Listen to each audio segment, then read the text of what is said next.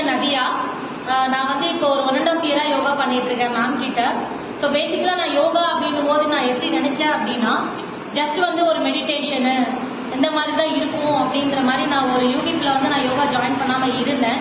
But என்னோட oral என்னோட sister அவங்க முன்ன ரெஃபரன்ஸ் மூலயமா வந்து பாரதி மேமோட ரெஃபரன்ஸ் கிடைச்சது, பிரியா மேமோட ரெஃபரன்ஸ் கிடைச்சது.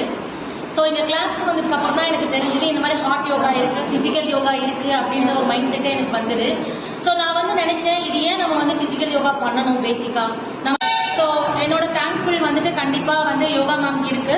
ஃப்ரெஷ் மைண்ட் யோகாக்கு வந்து கண்டிப்பா நான் வந்து சஜஸ்ட் பண்ணுவேன்.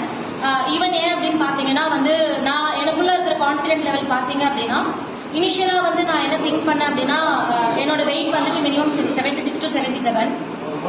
என்னால வந்து எல்லாத்தையும் பார்ட்டிசிபேட் பண்ண முடியுமா நான் நினைப்பேன். பட் நான் ஒரு ஈவெண்ட்ல ரன்னிங் ரேஸ்லயே நான் வந்து அதை பிரைஸா வந்து நான் வின் பண்ணேன்.